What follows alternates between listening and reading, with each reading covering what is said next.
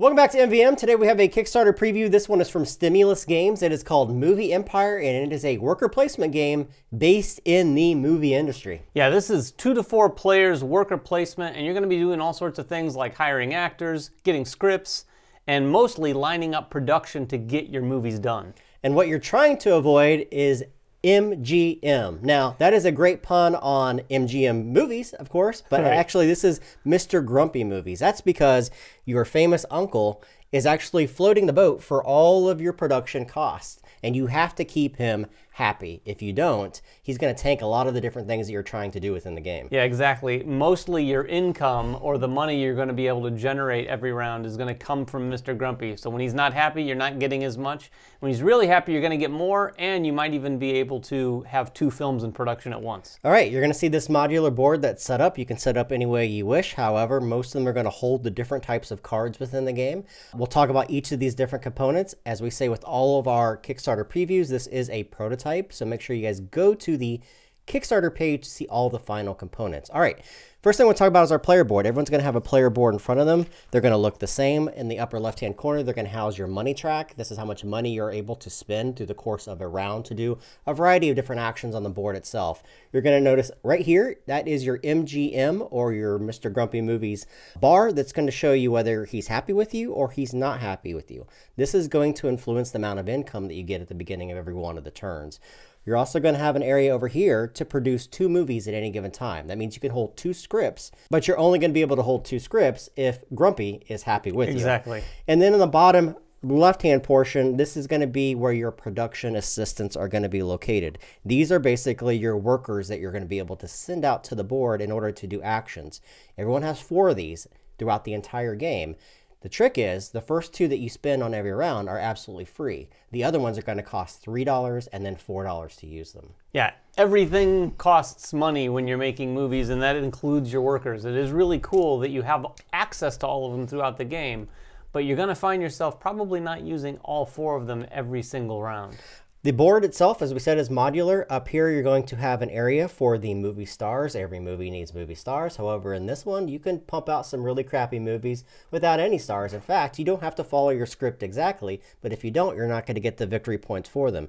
Each one of these stars is going to show you a cost on how much it is to hire this person. These have to be spent the moment that you take them into your hand. There is a 4-card hand limit for everything that you have, so you're going to be wanting to play these down into your scripts. They're also going to tell you how many victory points they're worth once the movie is published. And then they're going to tell you what type of movies they like to be in, plus any other requirements. Some of the movie stars only want to be in action. Some of the movie stars just want to be in dramas, or they don't want to be in particular ones. Some of them even need very specific types of productions in that script. For instance, they could need 2 marketing or 2 pre-production. Really good catering, for instance. Exactly. Right below that, you're going to actually see the scripts. Everyone's going to have 3 scripts in the start of their hand at the beginning of the game, and then they're going to choose one of them. Yeah, and what you're going to see with the scripts, first of all, even with the actors and the scripts, you're going to see some really, really good art, really cartoony art that parodies a lot of things that you'll all be familiar with. But the script card, again, is also going to have victory points in the upper left-hand corner.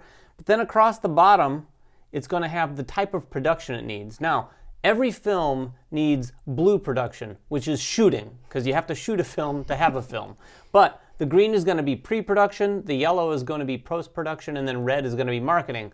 All films are going to require a different amount of those. And then up in the right-hand corner, you're going to see the genre of film. This is going to tie in again to what those actors are going to be looking for. Certain actors will be in certain films. Also, with some of these cards over here on the board where you're going to distribute your film or publish it, there's going to be some requirements in the US, in the EU, or China, what kind of films they might want. Speaking of this board over here, this is where you're actually going to publish the movie. The published movies are going to have upcoming trends as long as with the current trend for that particular round. For instance, this one's going to get 3 victory points to whoever produces first with an action film in China, which is kind of a very specific requirement that you're going to have to build towards. Up here are the 3 different houses that you're trying to, or markets that you're trying to publish those movies in. All of them are going to give you a varying degree of benefits the moment that you publish them. We'll talk about the turn structure in a moment so you better understand that.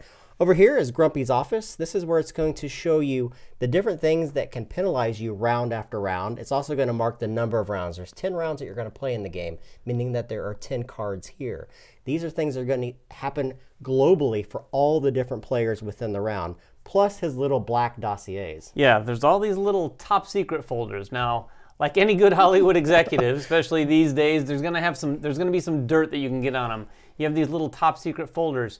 There's an action that you can take in the game to get these things, and you can utilize them in a variety of different ways, and usually it's going to have some leverage over Grumpy. Now, it might not make him happy, so you might move down on that track, but it's going to give you some instant benefits when you use them in particular places. And the bottom board down here is all the different production types. As David alluded to, each one of these different scripts requires a different type of production. That's the color coding that you see on these particular cards. Whenever you take these cards, you're going to have to spend the cost on them as well. They're going to give you victory points, and they're going to be color-coded on the bottom telling you where they fit into your particular production cycle. There's also white cards down there which can act as jokers. So when you're in need of a very particular color and you don't have it, you can use those to replace those particular cards.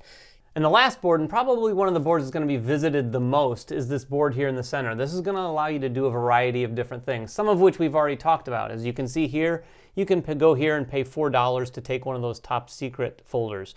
You can draw some cards. You can take the first player marker, get some money, all of the varieties of things that you're going to need to do to get production, to hire actors, to do all the different things. Speaking of the round spaces, these are the worker placement locations where you're going to be sending your assistants out to in order to enact those particular areas. Some of them are locked down depending upon the number of players. So as you have 3 players, this space is open up, and then as you have 4 players, the ones that say 4 on them are also opened up. So let's talk about the structure of the game. The very first thing that's going to happen is the card that is in this yellow space is going to take place. During the first round, there's not going to be a card there, but every subsequent round, there's going to be one card that globally affects everybody at the table.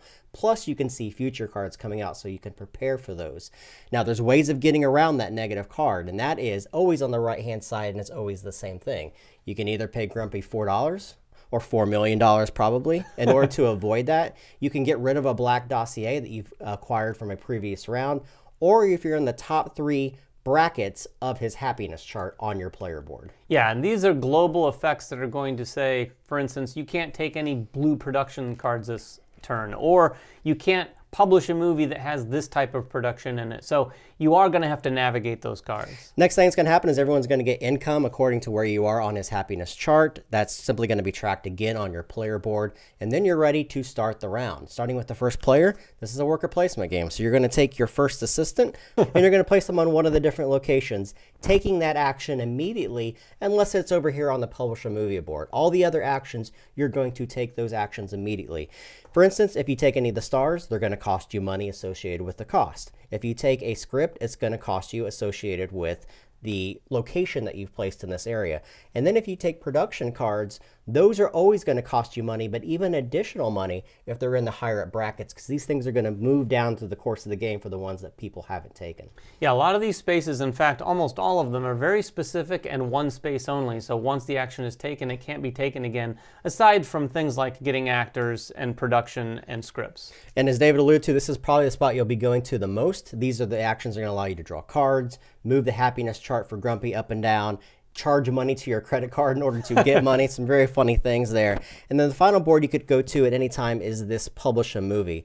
Now, this isn't going to take effect the moment that you go there. Once everyone has gone through all the phases of placing their workers one at a time, going around the table, then everyone has the opportunity to publish movies. Now, anytime on your turn, you can place these cards down into that script. You're going to start with the script right from the start of the game. But there is a sequence in which you have to place these cards. It's pretty interesting.